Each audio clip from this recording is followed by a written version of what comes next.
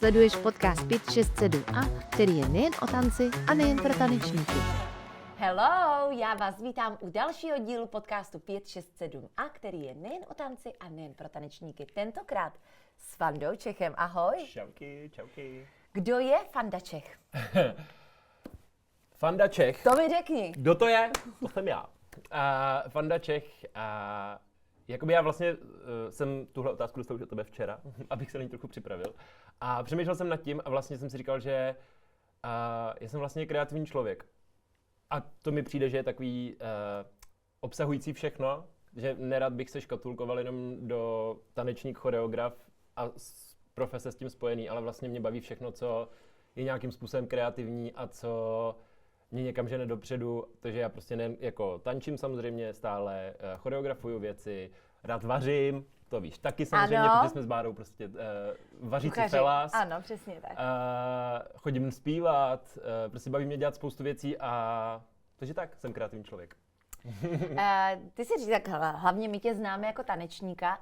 Pojď mi trošku prozradit, z jakého tanečního prostředí pocházíš. Dobře, tak vlastně začínal jsem tancovat v Jilemnici u nás v Krkonoších v taneční skupině Paul Dance, kde jsem tančil od malá. Od takhle Takhle jsem chodil do Zušky na takový tanečky, kde jsme měli takový jakoby předchůdce hobby horsing, kde jsme měli takový prostě koníčky na tyčce a takhle jsme skákali na pódiu, prostě to byla velká legrace. Pak jsem se nějak dostal do toho Paul Danceu, tam jsem tancoval do svých nějakých 18 třeba. Pak jsem šel na výšku do Hradce, šel jsem do T-Baseu a z T-Baseu jsem se dostal do projektu AVA a odtamtud potom potažmo do všech dalších jakoby pražských míst, kde jsem tančil. Jaký taneční styl je ti nejbližší? Vždycky a navždy to bude hip-hop. Byť si to možná nikdo nemyslí, ale je to tak. Hip-hop is my shit. Nice. A pověz mi, čemu se teď nejvíce věnuješ? A teď momentálně nejvíc jedu tu komerci, nějaký ten street jazz, jazz funk. A to jsou věci, které mi jsou blízký, protože jsou hodně performativní. Je to věc, která je hodně energická, což mám já rád taky. To je právě to, proč jsem mluvil o tom, že moc lidí si nemyslí to, že jedu hlavně hip-hop, protože většina skupin si myslí, že pocházím z nějakého disco prostředí, protože jsem rychlej. Fakt jo, tak to bych teda neřekla. Ty. Hrozně lidí si to myslí a reálně mě i hodně jakoby disco skupin Já si tě ještě pamatuju, když jsi tancoval za Jilemnici, takže... Tam jsme se poznali vlastně. Ano, já znám tvoje roots, velmi dobře. Když mě zvou třeba v létě na soustředění skupiny, tak mě často zvou jakoby disco skupiny a jsem to jednou o sobě dokonce tak asi možná ten taneční styl toho komeršlu je tomu nejblíž, jakoby, jo? Dá se to tak jako, říct, no. Disco je takový jako dost oddělený taneční styl, který vlastně nevychází z ničeho, takže ale to může vlastně jenom čerpat ten z street něčeho. jazz, jazz funk ve výsledku taky nemá jako žádný základní krok nebo jako nějaký groove nebo nějaký foundation, že to jsou prostě to je jako mix různých věcí dohromady, což vlastně to disco ve výsledku asi taky. Ale právě jsem to o sobě jednou i někde čet, že mě jako někde uváděli, prostě Fanda Čech vyrůstal na disku, blablabla a já úplně. Kdy Se to stalo, zapomněl jsem na to asi, no. Takže disco mě minulo teda asi jako jediný ze všech možných stylů, protože právě u nás v Jilemnici to bylo tak, že tam co se jako... může být? Přesně, no nevím, člověče. U nás v Jilemnici se dělalo jakoby všechno, nikdy nic jako... Teď to bude znít strašně, ale nikdy nic pořádně, ale myslím tím jako tak, že jsme nikdy neměli jako... Jeden vyhraněný styl, kterému bychom se věnovali přesně tak, ale že vlastně podle toho, který lektor zrovna učil, tak ten měl rád zrovna tohle nebo tamhleto, takže se ten rok dělalo to či ono. A vlastně ale díky tomu si myslím, že jsem dostal velkou školu do všech těch možných stylů, protože tam jsme dělali prostě street, dělali jsme latino, dělali jsme standard, dělali jsme jazz, takže tam bylo jakoby tolik různých těch segmentů, který mě vlastně dost jako vyšejpovali třeba potom... Tak je asi fajn znát to portfolio toho tance a nasměrovat se potom sám, co tě nejvíc. A vlastně i teď potom už, když jsem odtamtud odcházel, byl jsem takový ten jakoby 18letý prostě... Všechno vím nejlíp a... Prostě jsem hrozně street dance a všechno to, tak jsem to jako hrozně neměl rád potom. A teď mě to vlastně zpětně začíná zase bavit, že jako se k tomu vracím. K těm jako hlavně latino věcem, že teď mě to zase láká. Ne, že bych šel jako to někam soutěžit, ale jen tak si prostě potancnout mi přijde teď super. Super. No a naše životy se samozřejmě netočí jenom kolem tance, tak co tě baví mimo tanec? Mimo tanec mě baví hodně to vaření, jak jsme už říkali, byť se mu teda teď jakoby věnuju trošku míň, protože na to nemám tolik času. Oni jakoby ty tréninky prostě do 10 do večera Nefunguje to nefunguje prostě. to úplně takhle s tím vařením. Do toho mám na starosti taneční sektor, což teda furt s tím tancem dost souvisí, ale Je to trošku je to jiná stránka trošku jakoby tance. jiná stránka toho tance, takže to mě jako moc baví. A docela si myslím, že jsem se v tom našel, že je to jako... mám tam prostě, beru to tam jako, že to je moje, byť to tam samozřejmě moje není. Tak se tam Rozumím, tomu ale tak vlastně je to chovám, nějaký prostě si to tam zvelebování jako nějakého tanečního hlídkám. prostoru. Tak. A vlastně přijde mi hrozně hezký vytvářet ten prostor, kam ty lidi potom můžou jako chodit a tančit a dělat všechny tyhle ty věci, to mně přijde super. No a potom zpívám ještě, jako samozřejmě for fun, nothing serious. Nové album. Nové album vychází za... ne, takže chodím zpívat, což je vlastně taky jako mi dal můj kluk k Vánocům, protože jednou jsem se o tom tak zmínil, že jsem jako dítě chodil zpívat a že mě to hrozně bavilo a pak jsem začal mutovat a začal jsem se stydět, takže jsem přestal a říkal jsem si, že vlastně bych se k tomu rád vrátil, co by ne, a najednou pod stromečkem, voilà, voucher a match made in heaven, prostě mám super lektorku a miluju to. Takže tohle a Danny. A Danny samozřejmě pes, ale tak to je dítě, takže to je jakoby, chápeš, prostě. A no a tak.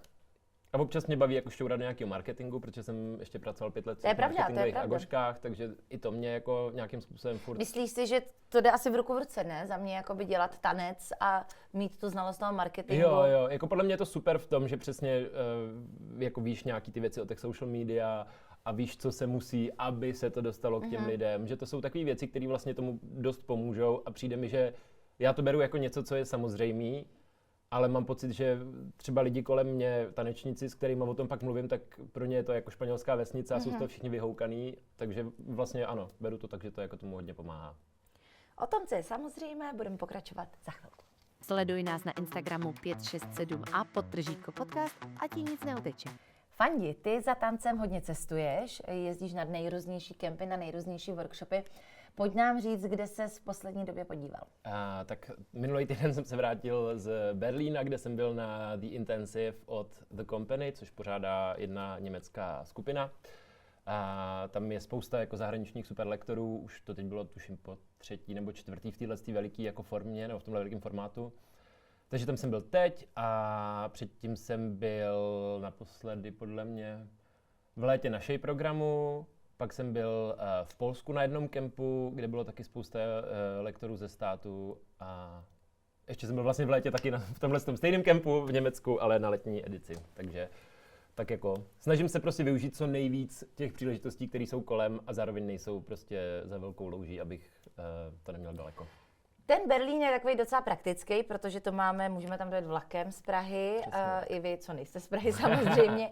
A tak pojď nám říct, jak to tam funguje, kolik to třeba tak stojí, takovejhle intenziv. Hele. Když se budeme bavit o tom létě, tam máme asi jakoby všichni nejvíc času. Jasný, tak já mám pocit, že v létě to stálo nějakých 550 nebo 600 euro jenom ten jako kemp samotný, což bylo tuším 5 dní, pondělí až pátek, každý den byly 4 lekce, nebo 3, ale vždycky třeba byla ta jedna 3hodinová. Takže většinou to je jako 90 minut, ale někteří lektoři měli 2 hodinov, nebo 2 lekci, která byla 3hodinová. Takže dejme tomu, počítáme třeba 6 hodin tance. Jo, jenomže všichni přetahujou, takže to bylo vždycky jakoby 2hodinovka aspoň, no bylo to velmi intenzivní, proto se jmenuje intenziv. No a vlastně funguje to úplně jako jednoduše, prostě bookneš si ten ticket na ten intenziv, samozřejmě musíš si zajistit nějaký ubytování a dopravu, to je jako jasný. A potom ráno přijdeš, nebo ráno, tam je ještě jakoby dobrý to, že to není od rána, už jakoby my oceníme. To ano, přesně tak, to takže jsem to je chtěla říct. jako, jako taneční soutěže, že kdy už 8. Hrozný. Myslím, že lekce tam začínají ve 12, to znamená, že jako máš čas se trošku zregenerovat, vyspíš se a pak jdeš zase tančit, takže ve 12 a myslím, že tak do 8, protože tam je nějaká hodinová pauza na oběd, něco takového, takže je to cca prostě od 12 do těch 8, tam ten slot prostě běží. A je na tobě, kolik lekcí dáš, jestli půjdeš na všechny, jestli půjdeš jenom na jednu, je to vlastně úplně jako volný, nikdo tam nekontroluje, není to jako taneční kemp, někde u nás tady včera, kam se jezdí a prostě musí všichni povinně prostě junioři A mají teď konc ve stanu, Jo. Péťu a junioři B mají standu. A je to jedno stanoviště v tom Berlíně, Jo, jakoby jo, jo. jeden place, Je to kam ty jedno vlastně místo. chodíš. Jo. Že to je A vlastně tam je jedna jeden- stage. Stage je silný slovo, je tam jeden jakoby ohromný sál.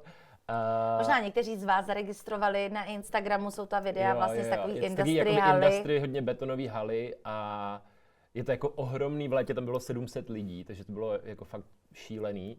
Teď tam bylo asi 300 pade, myslím, říkala ta pořadatelka. A Tak asi příjemnější na tanec. bylo to příjemnější, ale zároveň my jsme jakoby po té letní edici jsme jí psali, jestli by, že já se s ní trošku znám, tak jsem jí jako psal takový nevyžádaný feedback, jestli by nechtěla jako pořídit stage, protože tam vlastně jsou všichni jakoby v jedné rovině na zemi a když stojíš prostě dál než Rozumím. první 3 řady a ten lektor s tím neumí pracovat, tak jako není šance, že prostě si tu lekci užiješ, takže já jsem z některých lekcí musel i odejít, protože jsem z toho byl jako frustrovaný. A takže jsme jí právě psali, jestli nechci udělat stage a ona, že samozřejmě na to myslí. A teď den před touhle edicí, kde jsem byl minulý týden, tak mi nahrávala zprávu, že nakonec se rozhodla, že stage nebude, protože je jakoby polovina tanečníků, než bylo v létě, takže si myslí, že to nebude potřeba. No, bylo by to potřeba, bylo to otravný, stejně jako v tom létě, jenom tam bylo méně lidí, takže pokud budete někdy pořádat nějakou věc, tak stage je super. No a to mě přivádí k otázce, jak za tebe vypadá ideální taneční lekce? Je tam stage? Je tam stage. stage. Nemusí tam být stage, musí být vidět na toho lektora. Ten lektor musí být slyšet, což je jakoby taky důležitý, protože ne každý má přirozeně zvučný hlas, který obsáhne tu velikost třeba právě tady té haly. A někdo potřebuje mic, někdo potřebuje handku, je to vlastně jedno, ale je dobrý na to myslet dopředu, protože ne vždycky fakt je ty lidi slyšet. A byl tam jeden lektor, jehož lekce si myslím, že jsou super, ale já ho fakt neslyšel a bylo to Vhodné do strašný. komorních prostor. Bylo to fakt strašný. A když ta lekce byla v létě, tak já jsem z té lekce po 20 minutách odešel, protože jsem fakt vůbec nevěděl, o co jde. A teď jenom vlastně stojíš v nějaký XT řadě, protože do těch prvních řad se mi ani nechce spát. Za prvý, protože jsem veliký a přeze mě nikdo neuvidí, za druhý, protože se tam nechci s nikým prát. Takže si vždycky držím jakoby odstup a jsem v těch zadnějších řadách, kde mám prostě prostor si zatancovat. Ale vlastně, jak seš jakoby dál, tak a nevidíš dopředu a neslyšíš, tak to okoukáváš od těch lidí, kteří to vlastně ale spousta Takže z nich je to taky vlastně okoukali od jakoby, sebe, takže já dostáváš rozumím, x-tou verzi toho, co se Jasně. vlastně děje vepředu. Je to A není kopie z kopie prostě. Jo. A není to úplně ono. Takže právě po této letní zkušenosti jsem si říkal, že na tu jeho lekci nepůjdu teď konc, protože jako jsem z toho byl nešťastný a dám si v tu hodinu si dám pauzu. A teď jsem tam seděl, jim si tam ten obídek a najednou slyším, že jako on má mic. A já si říkám, tak to jsem mohl jít prostě. To jakoby byla, jako vlastně na tomhle intenzivu bylo to poprvé, kdy měl někdo mic. A já, wow, no tak to by bylo super, ale už jsem, jako už lekce byla rozjetá, říkám si, whatever, nevadí. On potom učil ještě tohle bylo myslím v pondělí, a on potom učil ještě ve čtvrtek a učil ještě s jednou jinou lektorkou, která měla energie prostě na rozdávání, bylo jí slyšet všude a on si nevzal mikrofon. Takže když učila ona, tak to bylo prostě super, všichni věděli, co mají dělat. Jakmile si to, jo, totál. A jakmile prostě si to přehodili, tak my jsme tam byli úplně šílený, prostě takhle jsem tam stál já, vedle mě stál Michal, vedle mě stál Míra a my jsme všichni byli úplně, prostě, ať už učí zase ona, to se nedá. A teď já už jsem úplně jako začal mít fakt nervy, tak jsem se začal jako hlásit tam, že halo, jakoby nechcete třeba, aby si ty přední řady sedly, aby jsme něco viděli, Jasně. protože prostě ne každý ten lektor to dělá, bohužel. A teď, jak jsem začal hlásit, tak vedle mě se najednou začal ozývat ta revolta těch lidí kolem mě. Jo, já jim to taky prostě chci říct a jo, jestli si nevšimnou, že máváš, tak já začnu křičet, že už fakt všichni byli jako frustrovaný. Takže tohle bylo jako náročný, ale to jsem teda hodně utekl od té otázky, kterou ano, si jak vypadá ideální lekce, tak tohle jakoby není úplně ona. Takže prostě musí být na toho lektora samozřejmě dobře vidět a musí být dobře slyšet. A to vlastně neznamená, že tam musí být stage nebo že tam musí být mikrofon. To prostě může být jenom to, že ten lektor s tím umí pracovat. A to Já jsem zažila skvělou lekci, kdy vlastně jsme nakonec byli jakoby postavení vlastně do kruhu. Jakoby v jeden moment, že aby vlastně jsme viděli všichni, jo, že se vlastně dá pracovat i v tom prostoru. No. Jo, že přesně spousta těch lektorů dělá to front rows down, že si prostě první půlka lidí si sedne a prostě Nebo se jenom protáčí. kouká, nebo prostě si mění ty řady, nebo jakoby nějakým způsobem pracuje s tím prostorem tak, aby všichni z té lekce dostali jako to, co si zaplatili vlastně.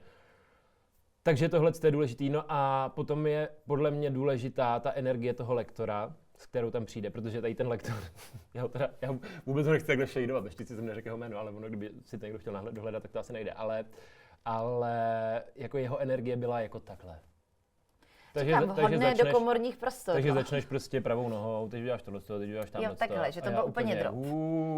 A teď ta druhá, ona byla zase hore dole. Když to máš prostě takhle jakoby 1:1 k porovnání, tak je to ještě jako to horší. Bylo to fakt hustý, no. Takže jako i já vlastně, když učím lekce, tak i když třeba nemám dobrou náladu nebo jsem unavený, tak se snažím vždycky jako, prostě říkám, hej, 90 minut, man up a jdeme na to prostě. Musíš tu energii tam dát a jako zároveň je to nějaká výměna. I ty studenti musí mít tu energii, nemůžou tam ty studenti přijít vyplý a ty nemůžeš být ten člověk, co tam jako skáče a prostě dává tu energii. Musí to být vždycky nějaký tenis prostě, aby to fungovalo. Ale ta energie je prostě strašně důležitá. No a potom už jako záleží. No a když se podíváme na tu, dejme tomu ala skladbu, ta lekce, respektive tu taneční stránku, tak co tě baví na lekcích? Nebo proč jakoby vlastně jedeš za někým klidně přes půl světa, aby zažil jeho lekce? Hele... Kromě té energie, samozřejmě, která do toho jako to je vlastně... Myslím si, že zrovna tohle to má jako několik vrstev. Jako jedna část toho... Let's dive in. Jedna část toho je určitě to, že spoustu těch lektorů třeba už jakoby hrozně dlouho sleduješ a chceš jít na jejich lekce, protože prostě se ti dlouhodobě líbí, co dělají. Třeba teď pro mě to bylo... Takže když za tím produktem, je to asi jedna z těch produktem. motivací. Nemusí to být vyloženě, že bych jakoby si řekl, jedu na tuhle lekci a doufám, že bude učit tu Arianu Grande, protože jinak prostě nejdu. A jsou takový lidi. Jsou takový lidi. Ale jakože já vlastně hlavně jedu jako za tím lektorem a většinou, když už ten lektor má jakoby nějaký velký skill, tak ti je trošku jedno, co učí. Že vlastně i kdyby učil A nebo Z, tak prostě to bude dobrý. Takže takhle prostě jsem si teď jakoby odškrtnul Miguela Zarateho, na kterého jsem se strašně těšil a byl to předposlední člověk na mém seznamu jako lidí, který jsem si chtěl odškrtnout, protože když jsem byl ve státech, tak jsem byl jenom v New Yorku a tam vlastně jakoby většina těch lidí je v LA, takže tam jsem já nebyl a v tom New Yorku jsem si ty lidi jakoby tolik neužil, takže jsem si říkal, kdy konečně někdo přiveze toho Zarateho, ať si můžeme zatančit a vlastně to bylo teď, takže to bylo super. Takže vlastně to je jedna z těch věcí, že jedeš přímo jako za tím lektorem. A nebo to může být i to, že ten člověk je jako nějakou hvězdou, nebo hvězdou, to nechci říct hvězdou, nějakým jako mistrem v tom svém stylu a v tom svém skillu a ty vlastně jakoby jedeš se učit od toho zdroje toho, co je jako to nejlepší. Yes. Takže že to nemusí být přímo, že jakoby jedu za Miguela a chci se naučit takovouhle choreografii, ale jedeš na Ijoa a chceš se naučit prostě houseový steps třeba. Yes. A to jsou všechno jako věci, za kterýma jezdím. A zároveň mám pocit, že ty zahraniční lekce mají prostě vždycky jako jiný vibe. Že je to jako, zaprvé je tam jiný level, takže musíš kopnout do vrtule, což já mám rád. Za druhý, častokrát nebo většinukrát tam nikoho neznám, takže i ta anonymita je vlastně hrozně taková osvobozující. Chápu. A takže vlastně tohle je to, proč jako mě to baví jezdit za hranice. Co očekáváš od takové lekce? Ty osobně. Jako od takovéhle lekce v zahraničí? Že si zatancuju.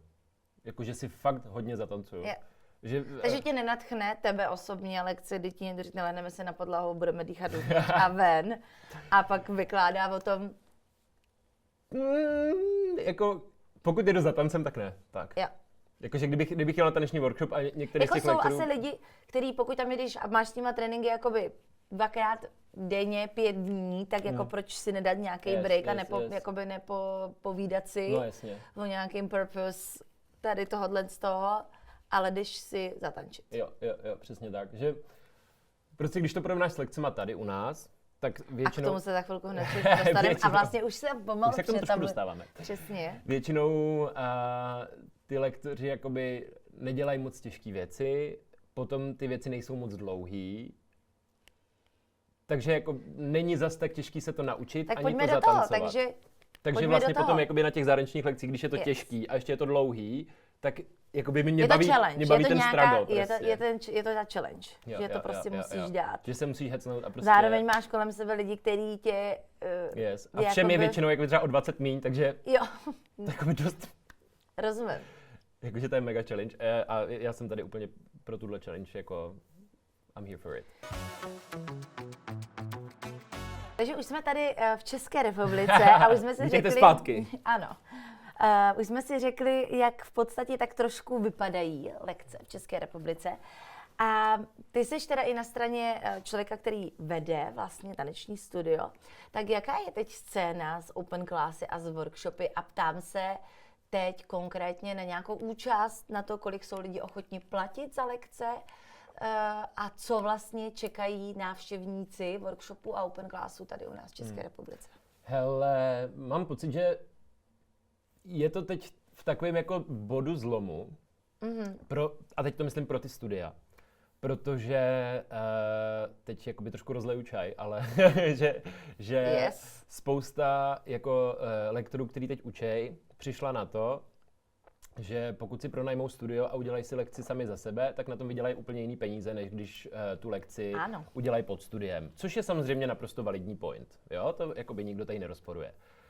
Jenomže je tady druhá stránka věci a to je ta, že pokud by tohle udělali všichni, tak ty studia všechny můžou zavřít a vlastně nemáme ty prostory.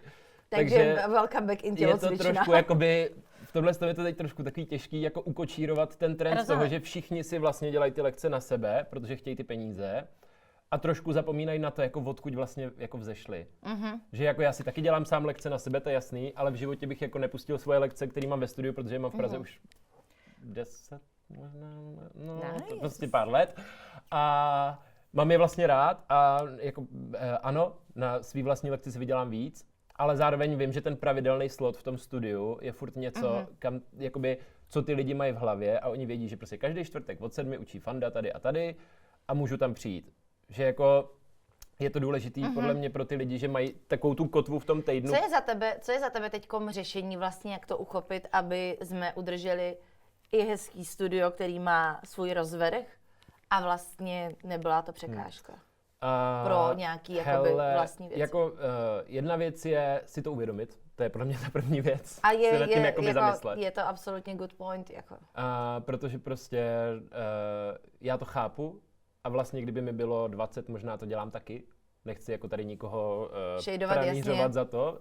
Zároveň jako si myslím, že já to s těma lidma otevřeně komunikuju, protože některý ty lidi prostě jako učili u nás ve studiu a pak odešli s nějakým pseudodůvodem, aby začali si týden o to dělat ty lekce sami, byť řekli, že už je dělat třeba nechtějí. Takže tohle jsou jako věci, které já potom jim říkám, hej, ale to jsme jakoby si mohli říct, to nemuselo být takový, jakože, víš, mám pocit, že vlastně se všema těma lektorama jsem kamarád. Jako by to nám neuteče, jo? Prostě máte to všude na Instagramu, jakoby nezatajíme. Není to jako, že já jsem nějaký jejich šéf prostě, který je jako nezná, ale vlastně s těma lidma se znám roky a já jsem vlastně, jakoby, jak to mám říct, zprostředkovatel možná nějaký. Takže když mi někdo jako potom bulíkuje na nos, tak mi to nepřijde moc fair, ale to je jako můj osobní point. A cesta z toho podle mě, jak jsem říkal, jedna je si to uvědomit a druhá je jako dělat oboje. Že podle mě se to jako nevylučuje. Já si myslím, že za mě, nebo takhle to vidím já, že to jsou úplně dva jiný produkty. Jo? Ta rozvrhová lekce, když to takhle nazvu, je za mě opravdu malý krůčky, který děláš prostě na lekci, která je 60 minut třeba dlouhá nebo 90 minut dlouhá. A je to nějaký ucelený koncept, kdy třeba i jako víc týdnů učíš jednu delší věc a máš vlastně dostatek času to na to zpracovat, klidně si to pak v týdnu někde zatančit, ještě sám, jo, whatever.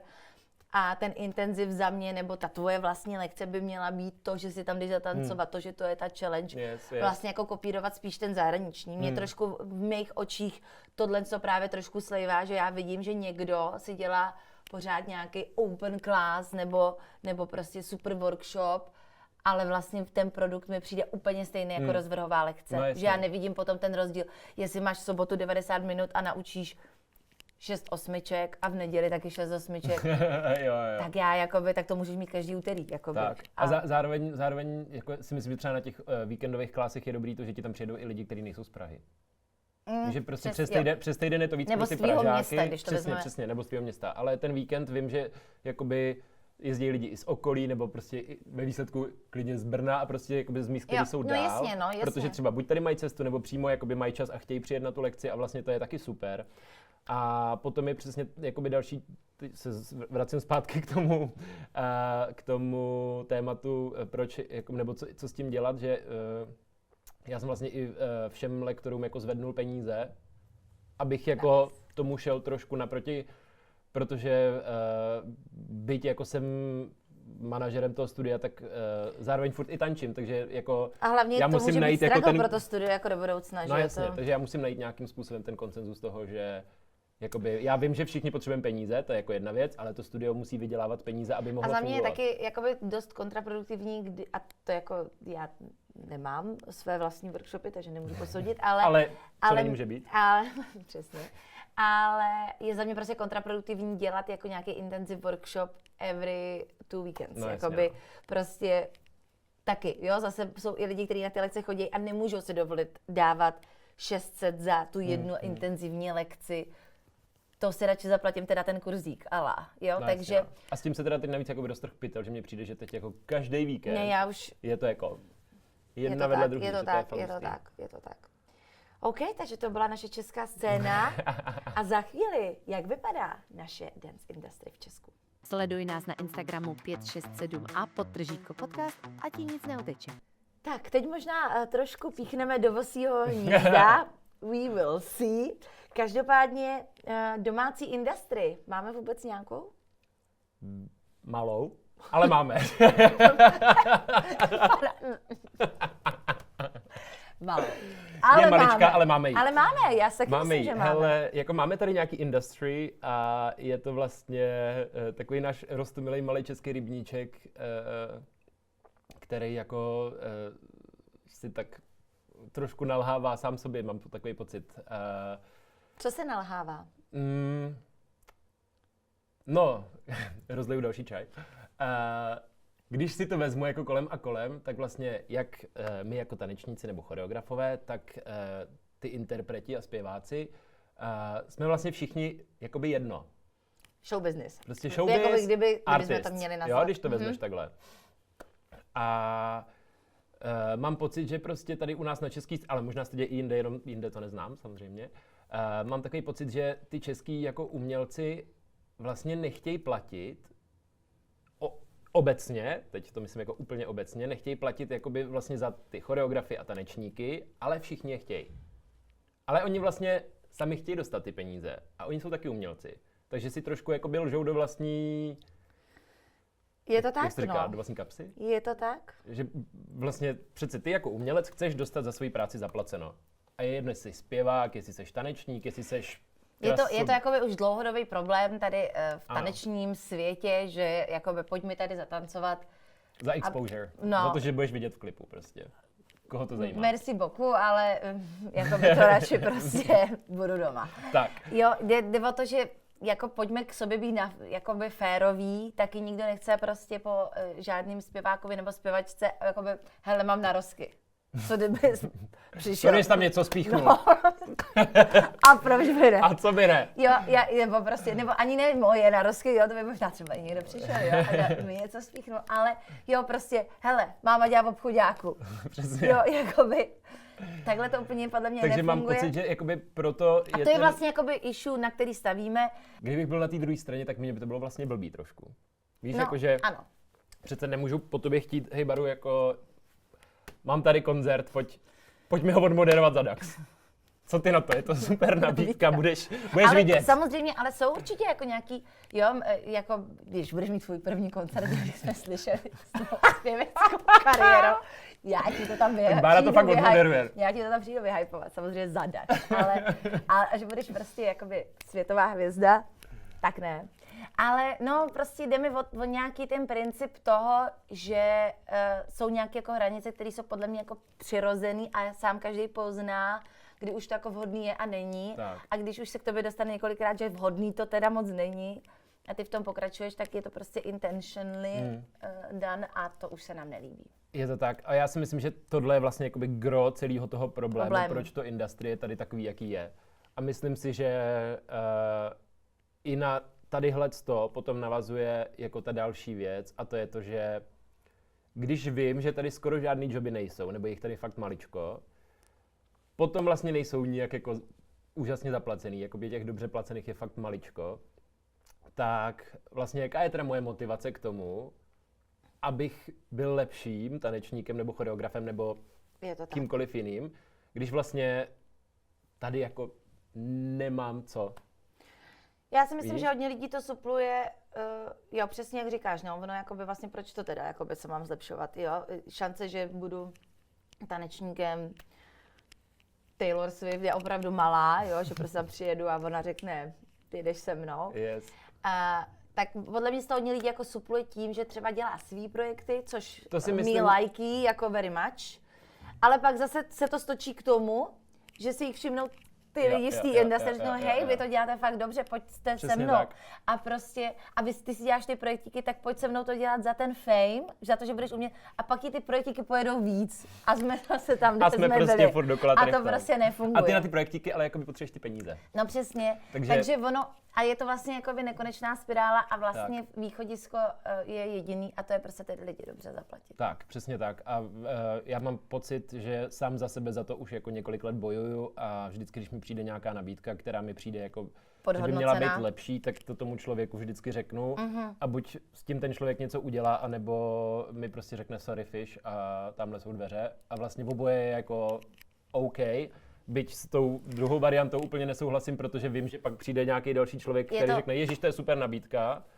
A třeba není ani tak kvalitní a prostě někdo to, jako jak se říká, prostě vždycky to někdo za ty prachy veme. Tak, no, to přesně je smutná realita. A potom prostě se to přesně stočí k tomu, že si všichni děláme vlastní projekty, protože si na nich jako... Ano. Na nich si vybijem tu svoji jako kreativitu ano. a to, co vlastně ty by si spřála dělat a to, co tobě přijde hezký. To je prostě, to je šílený, jo. Já jsem teď z Jezu nedávno znova sdílela to jejich skvělý video, který točili s Chaplin, proč ne? A já jsem si říkala, že to je tak fantastická věc, prostě to je tak skvěle natočený a kdyby prostě to vzal, nebo kdyby měli možnost udělat takovýhle video prostě pro nějakýho zpěváka a on by to zaplatil, tak prostě by to mohlo být jako, jo, i v rámci třeba cen Anděl, prostě na nějaký, když už tady máš, neříkám, že ceny Anděl jsou nějaký vrchol jako pro všechny lidi, ale jo, rozumíš, nějakou jako prostě. satisfaction, nebo přesně, udělat něco takového a ale vlastně, jakoby oni ti to na to nikdy nedají, no.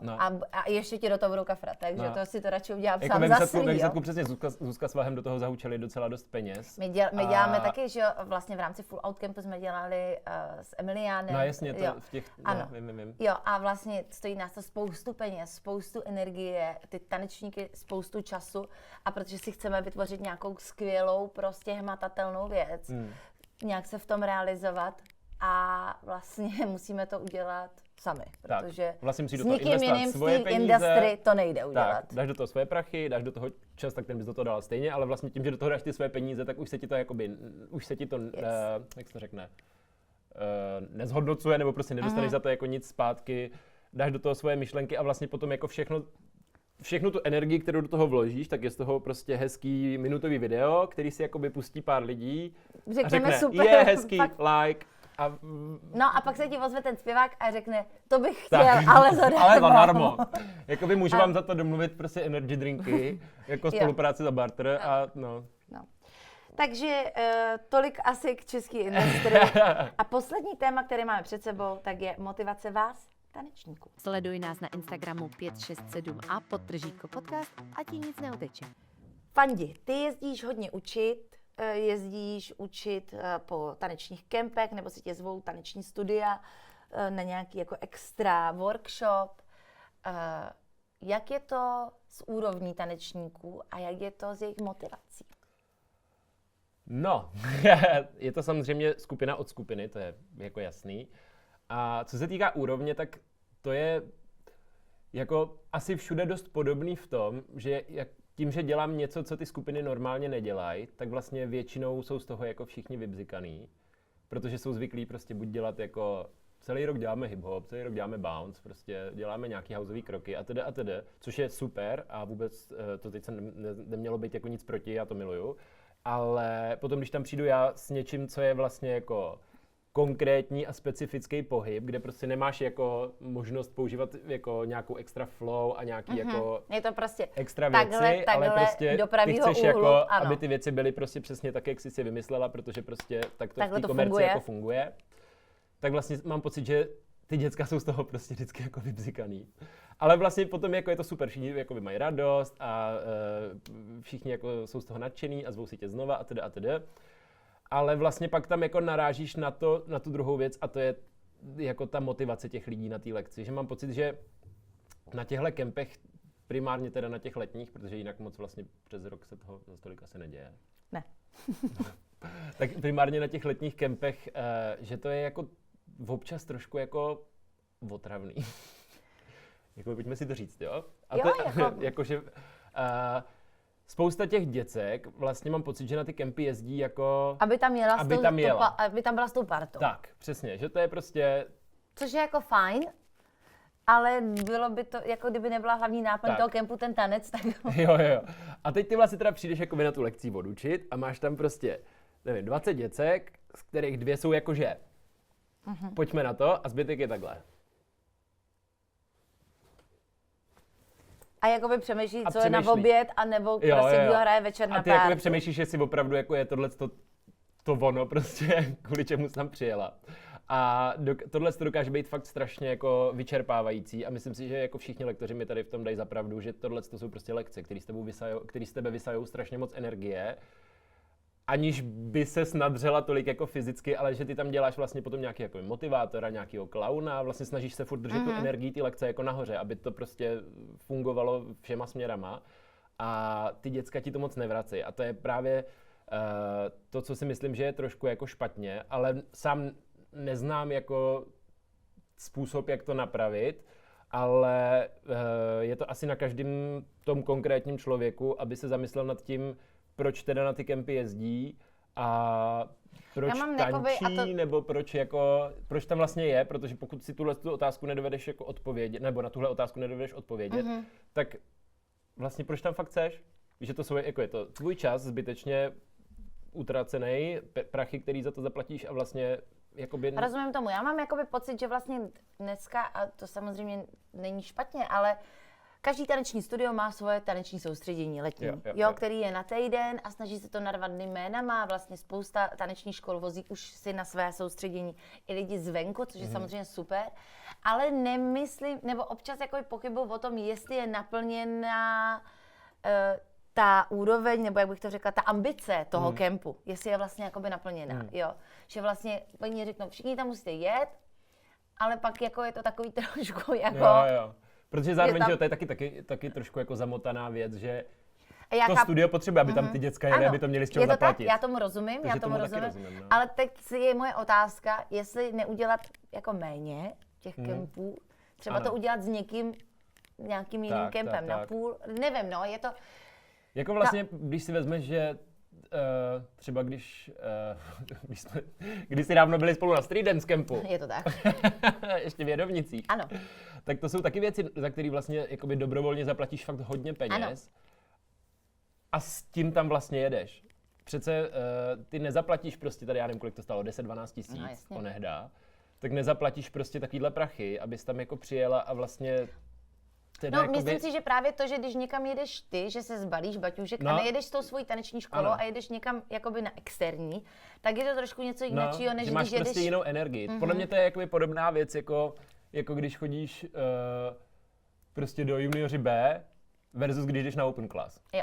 Prostě, no a teď když chodíš do té skupiny, jak tak se jako... podívat na tu stránku té motivace z pohledu trenérů? Jako podle mě částečně to je naše chyba jako trenérů, protože si myslím, že jako lidi, kteří mají jako děcka a juniory, tak tohle jim musí jako vštěpovat od začátku. Samozřejmě ne všude se to chytí, No jasně. to je úplně jasný, ale jako já na těma věcma prostě hrozně často přemýšlím i skrze ten sektor, protože třeba choreolekce nám fungují o dost víc než lekce stylu. Což je jako na jednu stranu logický, prostě děcka chtějí si udělat i video na Instagram, vypostovat. Výsledek. Ale vlastně jakoby, aby ses dostala k tomu výsledku, tak potřebuješ mít prostě ten základ, to foundation, na kterým to celý postavíš. A já prostě si furt říkám, jestli je to teda jako naše chyba jako lektorů, že to do těch děcek málo teda vštěpujeme, že jim jako říkáme to málokrát, nebo špatně to vysvětlujeme, nebo jestli je to... Víš, jakože, co je teda ten klíč k tomu, aby všichni pochopili to, co ty už jakoby teď chápeš, že já ale fakt potřebuji na tuhle lekci, abych jako potom byl lepší. Já taky chodím každý úterý na Andyho prostě lekce, protože tam děláme hip-hop a house a chci se prostě zlepšovat a je jedno, že mi bude 35, ale furt cítím, že se můžu posouvat. Jasně. Víš, a je to pro mě nějaká jako celoživotní věc, že se furt chci posouvat, což je teda samozřejmě jako nějaké moje nastavení, ale mám pocit, že když bych tam přestal chodit, nebo když bych přestal se vzdělávat, tak ten můj skill začne v tom reálném čase se jakoby ztrácet, protože všichni ostatní se budou furt vzdělávat a budou lepší. Rozumím. A ten můj půjde dozadu. A to já nechci. Jako not yet, prostě ještě se necítím, že bych jako měl přestat. Takže po naučení zní, že motivace k foundationu je prostě tam dotlačit. Prostě musíš. Musíš prostě. Musíš. A je to jedno, je to vlastně úplně jedno, jestli to jsou streetový styly, nebo jestli to může být prostě baletní a jazzová technika. Jasně. Víš, jako, že když se Nebo bavíme ty děti o movement nechtějí studios dělat ty třeba. Batmany, nechtějí Já je vím, že dělat. nechtějí. Oni si myslí, že to je blbost. A já říkám, no, když vidím ty tvoje kozí nohy, ty jsou blbost. Jako my teď na tom kempu v Berlíně, co jsme byli, tak tam byla Danielle Polanco, která je pro mě prostě bohyně a modla prostě všeho míra. A my jsme, vlastně to bylo trojhodinová lekce a my jsme podle mě první 2 hodiny skoro nic nedělali. My jsme hodinu jenom chodili. A pak zjistíš, že nemůže ani chodit. No, spíš jakoby zjistíš, že ty lidi prostě jakoby neposlouchají ty lektory. Že my jsme chodili úplně jako vlastně, ani jsme nechodili žádnou taneční chůzi, ona to teda byla jakoby lekce na podpatkách, my jsme teda s klukama byli bez podpatku, ale jakože optional. A ona nechtěla, aby jsme chodili jako nějak tanečně, ona chtěla, aby jsme šli prostě normálně, jako by šla na ulici. A teď ona říkala, no ale přece musíš jít jakoby heel toe, pata špička, jako přes patu a přes prsty se odrazit. A teď prostě ty furt jakoby chodíš to heel toe a říkáš si, hej, proč to furt opakujete, nejsem prostě blbej. A teď se jako rozdělíte na skupiny a chodíte teda jako po nějakých částech a ty přijdeš na to, že prostě třeba 70% těch lidí chodí v obráceně. Ale jakože že jim to ani nesepne. A já si říkám, tak to tady budeme jakoby ještě dlouho. A teď ona najednou úplně nepříčetná, jak tam vidí prostě ty lidi, kteří chodí v obráceně a ona heel toe. A ty lidi. A já si říkám, to bude dlouhá lekce. Ale vlastně, i když jsme dělali jenom tohle, tak to bylo hrozně jako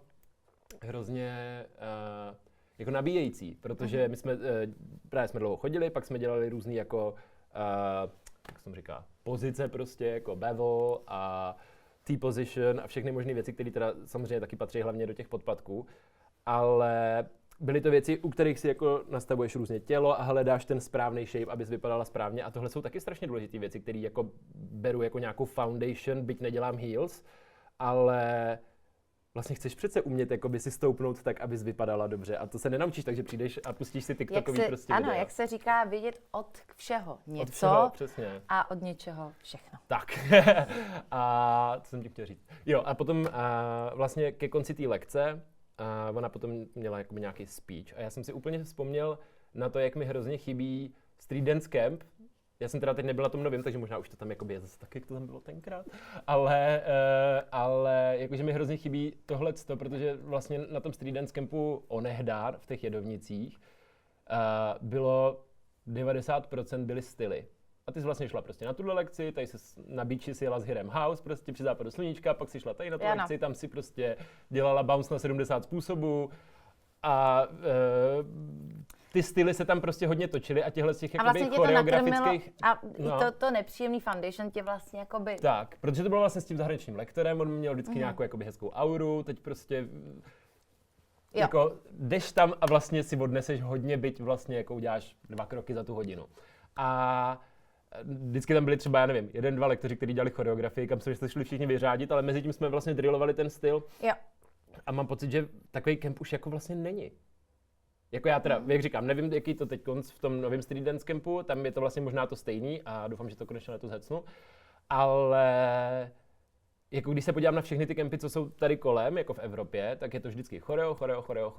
A vlastně i tady po tom dni, kde byla Daniel Polanko, tak víc jsme 3 hodiny jako tam byli a dělali jsme různé věci, tak jsem neodcházel zničenej, ale vlastně jsem mu odcházel jako načerpanej. A to jsem se jako fakt toho nenaučil nějak jako hodně, ale když jedeš jako 4 choreo lekce za den, což jsem teda neudělal ani jednou, to jsem nezvládnul už, ale když jedeš jakoby 4 po sobě, tak jako už prostě si toho asi odneseš trošku míň. Že už to, jako, a to ne, že by to ta hlava nevzala, jenom ono vlastně jakoby... to množství je už tak veliký, že už jako odtancuješ, naučíš, ale pak čus. Ale tady na té lekci si prostě odneseš vlastně trošku víc. OK. Toto byl díl s Fandou Čechem, ano, a naše takové poselství z dnešního dílu je asi choďte tančit. Tančete víc. Všude. Čauky. Čau.